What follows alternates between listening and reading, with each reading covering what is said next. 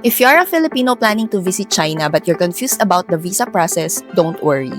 I recently got my China tourist visa, and in this video I'll show you exactly how I applied from creating an account online all the way to getting my passport back with a visa. And yes, I'll also tell you how long the process took and what visa I was granted.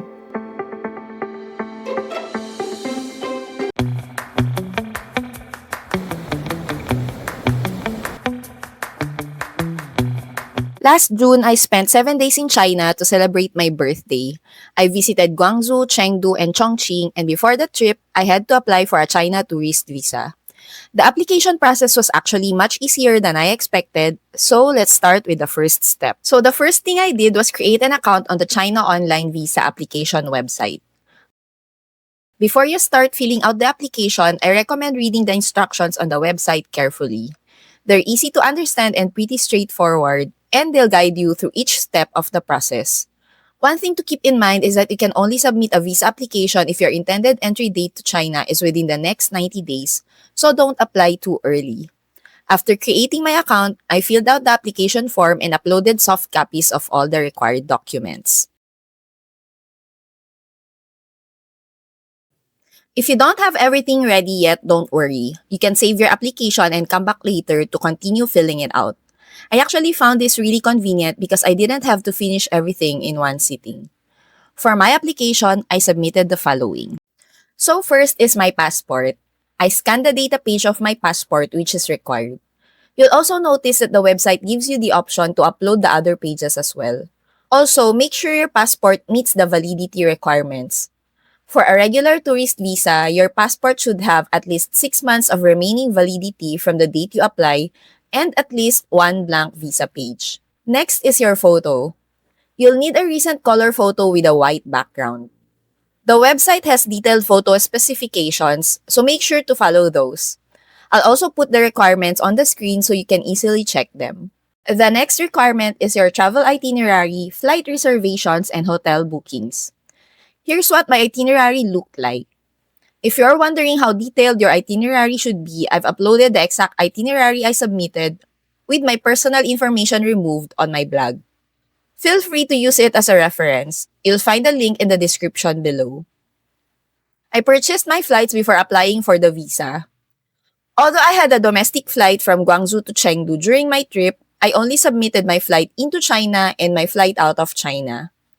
For my hotel bookings, I chose accommodations that offered free cancellation just in case my plans changed. If you are a first-time applicant, there are a few additional documents you'll need to prepare. I submitted my BIR Form 2316 as my income tax return.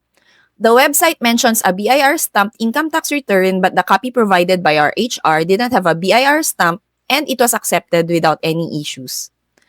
I also submitted a bank certificate of deposit balance, my bank statements for the past 6 months, the payment receipt for the bank certificate, which is also required, and a certificate of employment showing my salary and length of employment.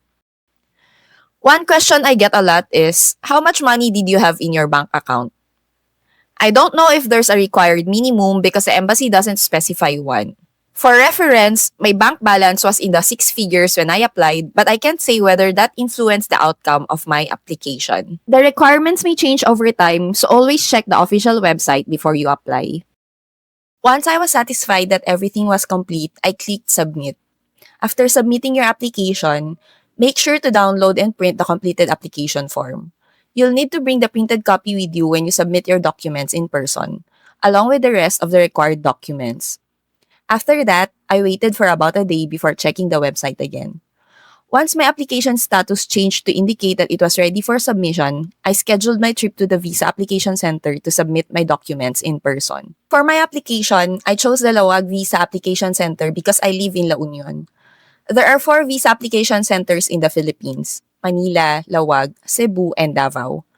Although La Union is roughly halfway between Manila and Laoag, I found it more convenient and more affordable to travel to Laoag. I took the 4 a.m. Partas bus, and by around 9 a.m., I was already at the Visa Application Center in San Nicolas, Ilocos Norte.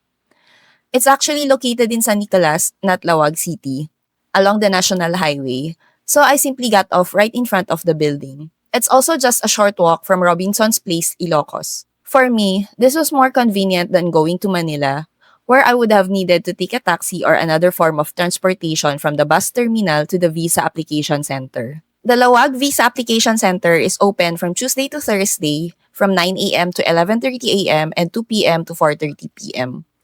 I arrived just before they opened and there were only 3 applicants including me.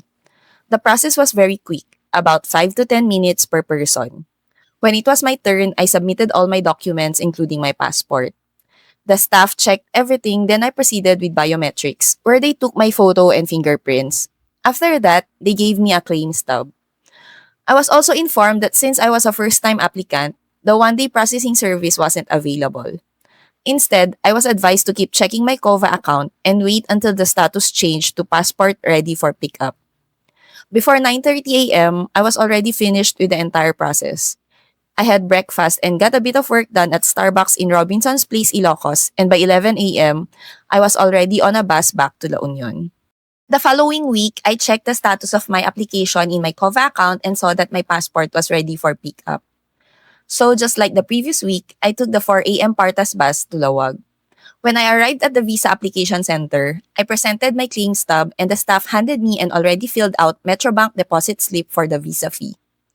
The visa fee was 1,050 pesos.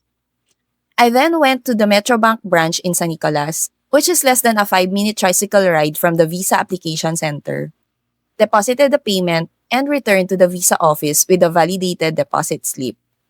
After verifying my payment, they handed me my passport and asked me to sign a form acknowledging that I had received it. When I opened my passport, I was happy to see that my visa had been approved. I was granted a single-entry tourist visa with a 15-day duration of stay, and the visa was valid for entry within 90 days from the date of issue. The whole process was quick. Just like my first visit, I was already on my way back to La Union by around 11 a.m. And that's how I got my China tourist visa as a Filipino. I hope this guide helps you get one step closer to your own trip to China. If you have any questions, just leave them in the comments and I'll do my best to answer them. And if you enjoy practical travel guides like this, don't forget to subscribe. I also share visa guides, transportation guides, and solo travel tips to help make your trips easier.